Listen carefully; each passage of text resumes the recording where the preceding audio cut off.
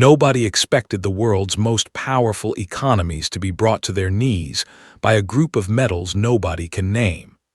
Yet on the night of October 11th, 2025, something snapped.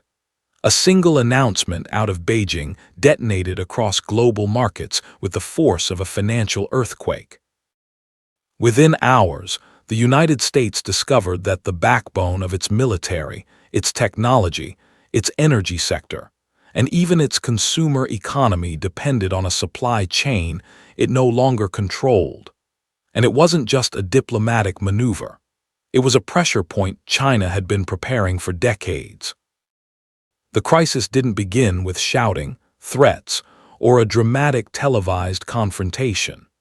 It began with a piece of bureaucratic language released quietly by China's Ministry of Commerce. Buried in a list of regulatory updates was a line that changed everything. A new licensing requirement on nearly all rare earth exports, including derivatives, alloys, and any finished product containing even trace amounts of Chinese-origin material. This wasn't a ban on paper, but in practice, it was far more effective than any outright embargo. Beijing wasn't closing the door. It was becoming the gatekeeper. Suddenly, every major technology on Earth, from electric vehicles to missile guidance systems, needed permission from China before it could move across borders. And the real bombshell came from a single numerical rule. If a product contained even 0.1% Chinese processed rare earth metals, it would require a Chinese export license before reaching a third country. Considering China processes more than 85% of the world's rare earths, this decision effectively put Beijing in control of nearly every advanced supply chain on the planet. 2 days later, when the United States finally understood the scope of China's move, the White House erupted. President Trump accused Beijing of deception, warning that China had been pretending diplomacy for 6 months while preparing a geopolitical ambush. He responded with one of the largest tariff escalations in American history, a full 100% additional tariff on all Chinese goods, pushing total tariff levels to 130%. On top of that, the administration unveiled a broad software export restriction designed to choke off American tech from reaching China's growing AI and semiconductor industries. This wasn't diplomacy, it was economic warfare. Markets reacted instantly and violently. On Wall Street, investors watched in disbelief as $1.5 trillion in value vanished in a single trading session. The Nasdaq dropped over 3.6%, the worst single-day fall since the peak of the pandemic panic. Tech giants were hit hardest because their entire business depends on rare earths. Nvidia fell more than 4%, AMD over 5%, and Tesla, whose motors and batteries rely heavily on neodymium magnets and high-grade graphite, collapsed by 6%. But the shock didn't stop at traditional markets. Crypto, once considered a hedge against geopolitical turmoil, imploded. Bitcoin fell around 10%, Ethereum over 12%, and Solana dropped by 14%. The reason was obvious. Crypto mining relies on the exact same GPUs and high-performance chips threatened by China's export chokehold. For the first time, the world realized what China had built. Not just dominance in rare earth mining, but dominance in processing, refining, magnet production, and the equipment required to do all of it. The entire global tech economy rested inside a system Beijing could shut down with a regulatory signature. And this wasn't an accident. This was the culmination of a strategy 50 years in the making, one that intertwined environmental sacrifice, industrial ambition, and geopolitical calculation into a single, overwhelming advantage. But the United States was about to learn something even more unsettling. The crisis hitting markets in 2025 was only the surface level. The real danger was buried deeper, inside the history of how the West surrendered this entire industry to China without a fight. And that's where the real story begins. To understand why this crisis hit with such brutal force, you have to look past the headlines and into the slow-moving machinery beneath them. Rare earth elements didn't suddenly become important in 2025. They have been the silent engines of modern civilization for half a century. What changed is who controls them, and how completely that control has been consolidated. For most of the late 20th century, the United States actually led the world in rare earth production. California's Mountain Pass mine supplied the elements that made early color televisions possible, powered America's first generation of microchips, and fed the materials pipeline behind early military radar. At the time, few understood how strategically important these minerals were. Fewer still imagined that the U.S. could ever lose its dominance. It was a classic case of mistaking early success for permanent security. China didn't make that mistake. Beginning in the 1960s, Chinese engineers and officials visited American mines and processing plants, quietly studying techniques, equipment, and the chemistry behind refining. They went home not to copy the U.S. industry, but to build something the West couldn't. A fully vertically integrated ecosystem where the same government that controlled the mines also controlled the refineries, the magnet factories, the research labs, and the export rules. It was a structure designed not just for production, but for leverage. By the 1980s and 1990s, China had already moved aggressively. Cheap state energy and almost non-existent environmental regulations allowed Beijing to drive production costs down to levels Western companies couldn't match. When China flooded the market with cheap rare earths, prices collapsed worldwide. One by one, U.S. and European producers went bankrupt. Japan, the global leader in magnet technology, ultimately shifted large portions of its supply chain to China because it had no other choice. Then disaster struck at Mountain Pass. A series of waste leaks forced the shutdown of the processing plant. At the worst possible moment, the U.S. industry lost the last facility capable of competing. Meanwhile, China's Bayan Obo mine was ramping up into the largest rare earth operation on Earth. By the early 2000s, the West had effectively outsourced the entire rare earth supply chain to Beijing. Not only mining, but separation, refining, alloy production, and high-performance magnet manufacturing. China wasn't just selling the raw materials. It was owning every step of the process that transformed them into weapons, vehicles, electronics, satellites, MRI scanners, wind turbines, and semiconductors. That was the moment the trap fully closed. Yet the most extraordinary part of China's rise wasn't the mining dominance. It was the acquisition of critical Western technology. In 1988, a division of General Motors that produced the most advanced neodymium magnets in the world was quietly sold to a consortium tied to China's political elite. By 2000, the entire U.S. plant had been dismantled and moved to China. America had, quite literally, shipped its own leverage overseas. But all of this came at a devastating human cost inside China. For decades, entire regions were turned into sacrifice zones. Hillsides were drilled with thousands of holes for in situ leaching, a process using corrosive chemicals to dissolve rare earth metals underground and pump them to the surface. Toxic sludge flowed into rivers. Groundwater became carcinogenic. Soil turned radioactive in patches. In these mining belts, cancer rates soared and villages were abandoned as people fell sick. China was paying for global supremacy with the health of its poorest citizens, and the government considered it an acceptable trade. By the early 2010s, China had cleaned up the image of the industry, but not by reducing production. Instead, it consolidated it into 6 gigantic state-run corporations. These firms weren't competing. They were instruments of national strategy. They controlled output, prices, exports, and foreign access with precision.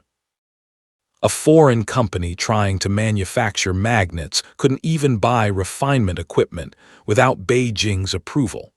And most of that equipment was designed or built in China. This structure created something incredibly rare in geopolitics. A monopoly backed by industrial capacity, military strategy, environmental sacrifice, state subsidies, and total supply chain control, at a scale no other nation could replicate. The result is that by 2025, China produces 69% of global rare earth ore. China processes over 85% of all rare earths. China refines 100% of some heavy rare earths critical for defense. China manufactures the majority of the world's permanent magnets. And China controls nearly all global capacity for rare earth separation equipment. This wasn't chance, this was architecture. Which is why the events of 2025 hit so brutally. When China tightened export controls, the world discovered that diversification was an illusion. Even if Australia mined ore, it had to send it to China to be processed. Even if a U.S. company refined material domestically, it likely bought its equipment from Chinese suppliers. Even if India manufactured magnets, it relied on Chinese heavy rare earth inputs. The West hadn't just lost control, it had forgotten that it ever needed it. And now, in the moment of crisis, the bill for those decades of complacency had finally arrived, and the market could feel it. But what China did next, quietly and almost unnoticed, would take this crisis to an entirely different level. The world didn't realize the scale of China's leverage until October 2025, because Beijing had never fully exercised it before. For years, analysts warned that China could weaponize its rare earth dominance, but most believed that Beijing wouldn't, precisely because its monopoly was too valuable to risk. They assumed China needed the revenue. They assumed China feared retaliation. They assumed China wouldn't push global markets into chaos.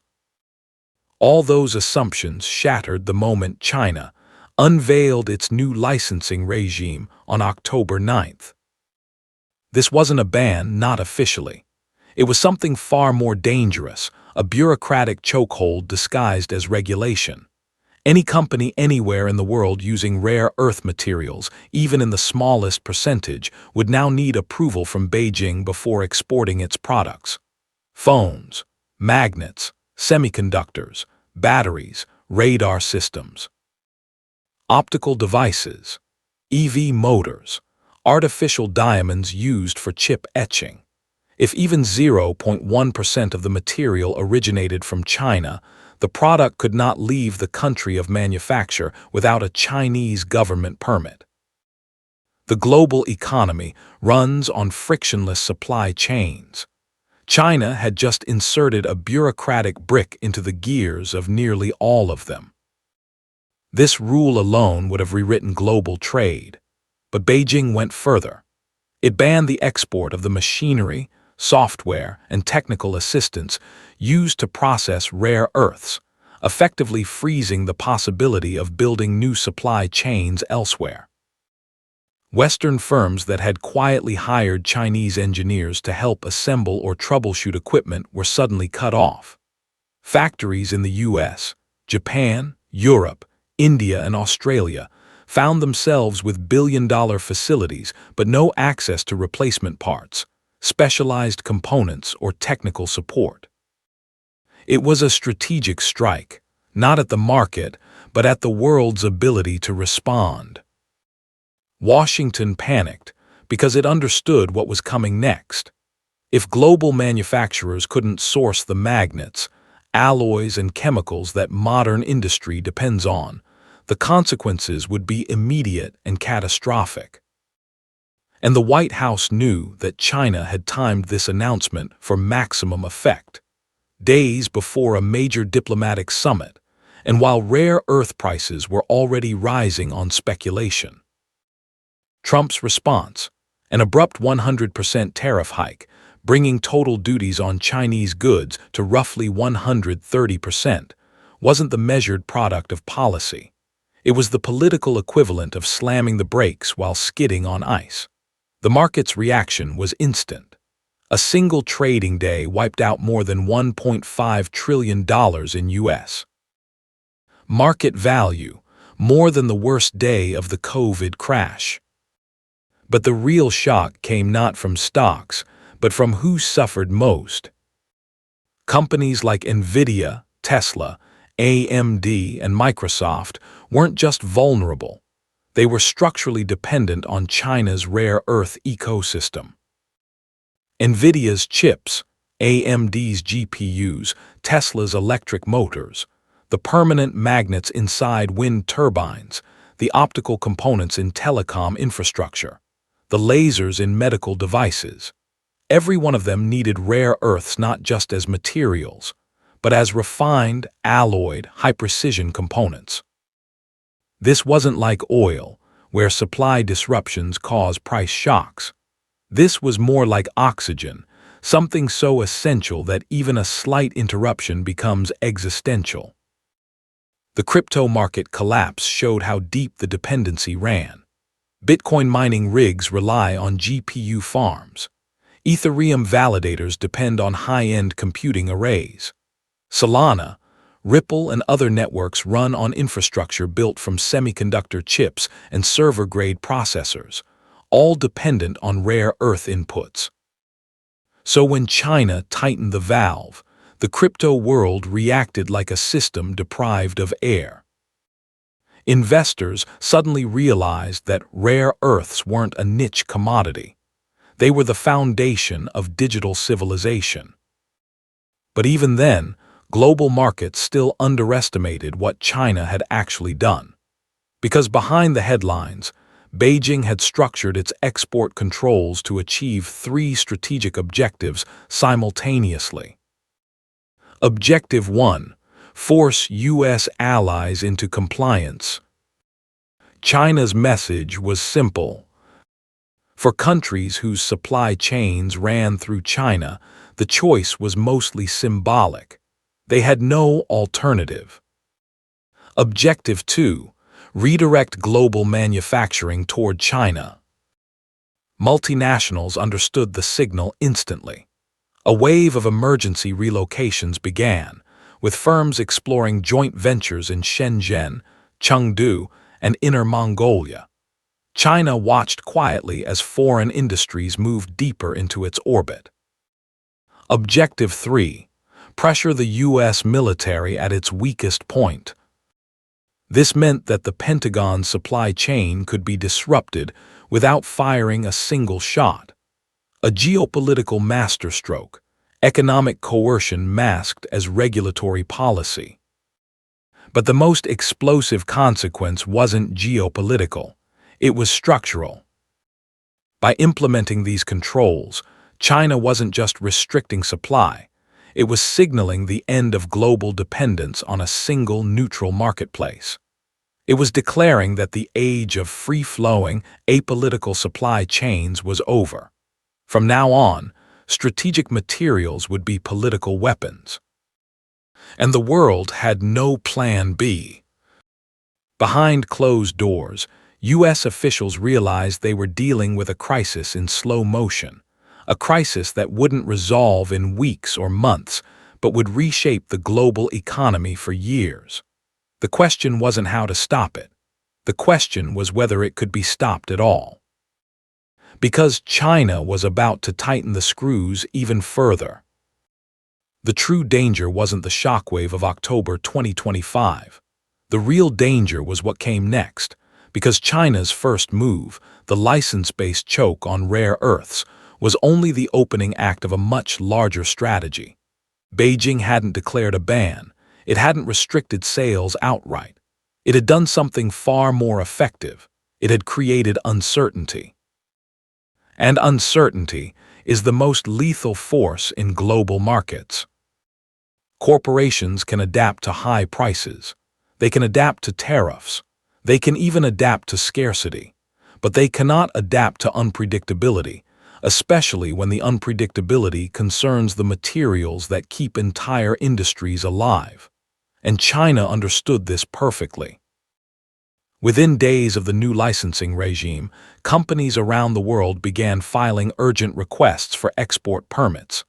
The first wave of applications was met with silence, then delays, then requests for additional documentation. Some firms waited 3 days, others waited 3 weeks. A handful quietly reported that their requests had been declined without explanation. The pattern was clear. China wasn't blocking rare earth exports, it was rationing them. That was enough to destabilize everything. Manufacturers in the US, Japan, Germany, and South Korea began halting production lines because they couldn't reliably plan deliveries. EV factories paused shifts. Semiconductor fabs slowed down. Medical device companies reported disruptions. Defense contractors warned the Pentagon that guidance systems, propulsion components, optical assemblies, and sonar equipment could be delayed by months. The global economy had become a hostage without realizing it. Inside Washington, the panic was immediate. Officials understood that even a small disruption could trigger cascading failures across supply chains. The U.S. could tolerate high inflation. It could tolerate interest rate uncertainty. It could tolerate geopolitical friction. But it could not tolerate a fundamental shortage of the materials that run its military, its technology, its energy grid, and its consumer economy. What terrified them most was the timeline. Because unlike oil or gas, where production can be scaled up relatively quickly, rare earth infrastructure is slow, expensive, and technologically complex. The U.S. had only one major facility, Mountain Pass, revived after decades of neglect. Even if it operated at full speed, it still lacked the refining capacity that China had spent 40 years perfecting. America had the ore, but China had the knowledge, the machinery, the patents, and the expertise. Rebuilding a full supply chain would take 7 to 10 years, minimum. And that's assuming unlimited funding, zero political delays, and immediate access to domestic processing technology, which didn't exist. China's ban on exporting equipment made sure of that. Corporations knew this. Investors knew this. Hedge funds knew this. And the moment they understood that there was no quick escape, capital began shifting in silence. Money fled industries vulnerable to rare earth disruption and moved into sectors with Chinese exposure or alternative materials. The market wasn't reacting to tariffs anymore. It was reacting to structural weakness. Meanwhile, Beijing continued to expand its controls. On November 8th, new rules covering lithium-ion batteries, graphite anodes, and artificial diamonds came into effect. These weren't minor adjustments. Batteries are the heart of EVs, energy storage systems, and advanced electronics. Graphite is essential for nearly every lithium battery on the planet. Artificial diamonds are crucial for semiconductor etching. By controlling these 3 pillars, China wasn't just squeezing the West, it was taking command of the future of technology. And then came the geopolitical twist. China began offering priority access to nations willing to sign bilateral industrial agreements. Countries like Brazil, Saudi Arabia, South Africa, and Indonesia were quietly approached. The message was simple. It was a brilliant divide-and-rule strategy. Europe panicked. Japan scrambled. India tried to negotiate around the edges. The US found itself isolating faster than anyone expected. This was no longer a trade war. It was a global realignment around the most strategic materials on Earth. But the most explosive consequence was domestic. As rare earth supply tightened, U.S. companies began raising prices, not because of greed but because of survival. And those price increases inflated earnings, which propped up stock valuations temporarily. But investors understood the truth. Those numbers weren't growth. They were a countdown. Because once the supply chain weakened just a little more, the earnings illusion would collapse. That is why the market hadn't fully crashed yet, not because it was strong, but because it was suspended in midair, held up by temporary forces delaying the inevitable. Confidence was the last thread, and in late 2025, that thread was fraying fast. What happens next is not a mystery, it's a sequence.